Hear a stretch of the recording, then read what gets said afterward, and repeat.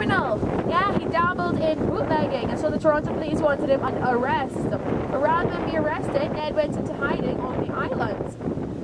One day, Ned found out, the police had found out that he was hid on the island in hiding, and so he did what any logical champion rower stranded on an island with a rowboat would do. He hopped into his rowing boat, rowed out into Lake Ontario, where he did eventually meet up on a steamboat. He climbed aboard the steamboat and he made it all the way to the US, where he participated in a rowing regatta. And in this rowing regatta, he did really well. He qualified for the Olympics. So he went on, he participated in the Olympics and won Canada's first gold medal in men's rowing. So then he came back to Toronto, but you would think he was thrown into prison. That is not what happened. Instead, Ned was hailed as a hero. All of the charges against him were dropped, and the city of Toronto rewarded Ned the criminal with that tugboat you saw back there on the island. So way to go, Ned. And now, if you ever want your own tugboat here in Toronto, you know what to do. There was also a movie made about his life. It's called Boy in Blue, starring Nicolas Cage. I have never met anybody who's actually seen this movie, so I don't think it was very good. I think that was the karma in all of this. On the left-hand side over there, you see all those kind of sailing boats. That's a sailing school there. Little kids come here and they learn to sail. They get yelled at by the instructors a lot. Well, this sailing school is actually part of the yacht club up ahead on the left. The Island Yacht Club, it is called, or the IYC. One of 4 yacht clubs here on the island. Now this yacht club, it's real nice, okay? It is real nice here. Some people say it's not as nice as the Royal Canadian Yacht Club, but I beg to differ, you know? I mean, it might be a little bit smaller, but it has a little something going for it. I mean, there is a 5-star restaurant at which you can enjoy fine dining every single time you visit. And then on top of that, there is a swimming pool, there are tennis courts, you can also play badminton there. What? Yeah, the little grills you can grill at. There's like a little children's area. It is fabulous. And then on top of all that, they have thrown in not 1 but 2 private tender boats that will take you from the mainland to the yacht club on a daily basis. So how is that for convenience? Yes, it is quite a lovely yacht club here.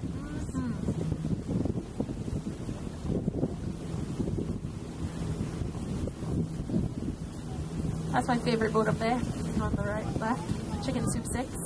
Just because it's called Chicken Soup 6. So many unanswered questions in that name. Like what happened to the 5 before it?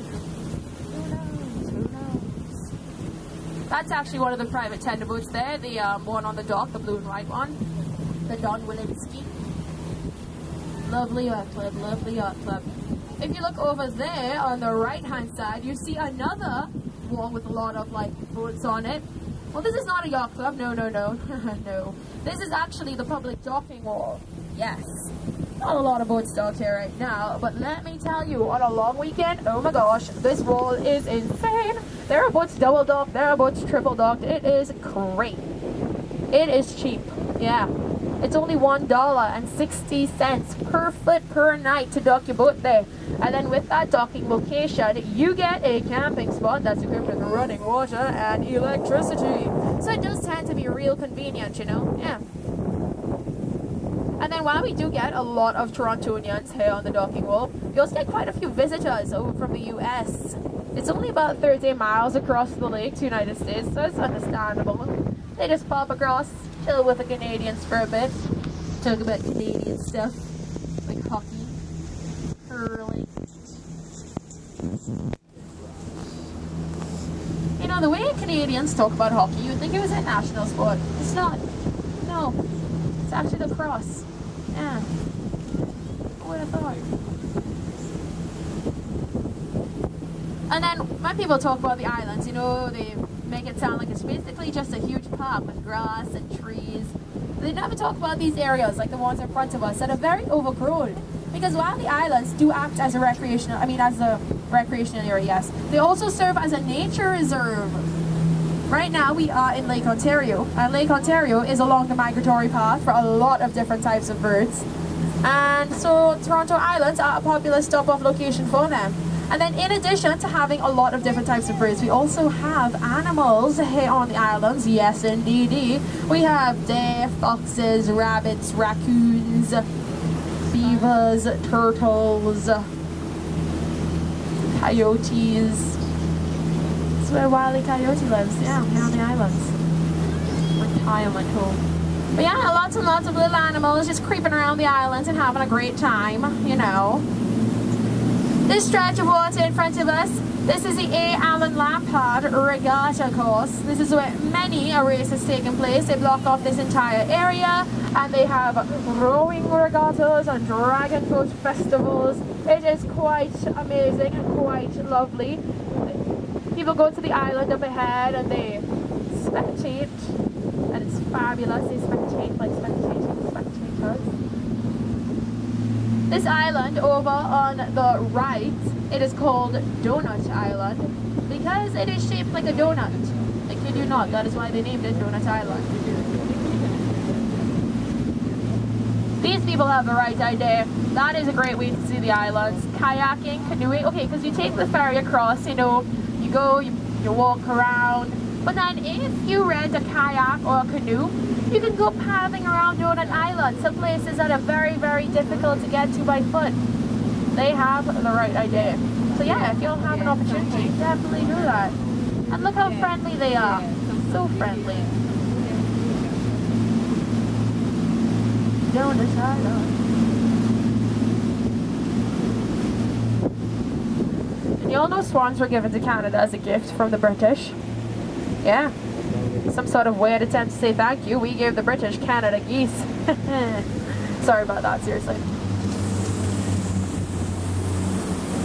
Yeah, over on the left, that island up ahead, that is part of Center Island. Y'all can suss it out, see if it's a place you'd be down to visit. Center Island. This is about 1/16 of Center Island. Keep that in mind, okay? Center Island's huge. Quite a large area of space. Alright, so here we are turning down this area known as Deep Pike Cut.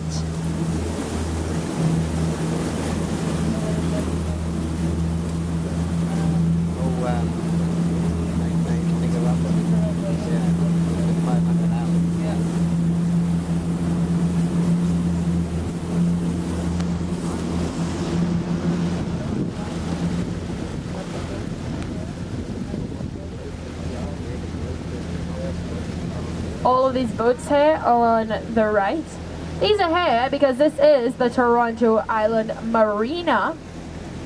Yes, it is. Depending on the size of your vessel, you will be paying between $300 to $600 a month to keep your boat here. Yes, you will. Yeah, look, a swan right next to the boat, cleaning himself. This swan and that one over there by the marina, they are a couple, adorable. Swans mate for life. Yeah. But these two definitely a couple. This is like the area. I'm sure they have like a nest or something in there. It's not nesting season though. So that's the area there. Little nesting grounds. Yeah, marina. It's fabulous. It's where this boat gets gas. So we say, thank you marina for supplying us with gas. Now this island over on the left, this is called Mug's Island, named after a man who was apparently called Mug. But Mug, like our friend Ned, was a criminal. He too dabbled in the illegal art of bootlegging, but you see he was smart about it. He realized his island is directly opposite the mainland, and so he could see when the police were coming. So every time he would see the police making their way across towards his island, he would run, take his illegal barrels of alcohol, tie bags of salt onto them, and then throw them out into the water where they would sink to the bottom. The police would come, they would run a small investigation, and see that Mug was doing absolutely nothing wrong. And they would leave. But by the time they had left, all of the salt would have dissolved. The barrels then floated back up to the top. Mug would go out his little boat, collect all of his barrels of illegal alcohol, and carry on his merry drunken way. Smart man, Mug, smart man. He was a criminal, but he was smart.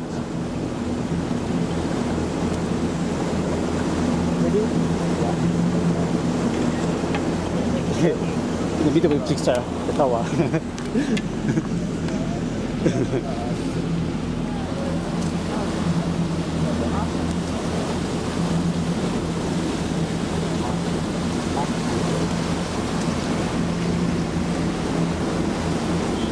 Toronto Island sailing.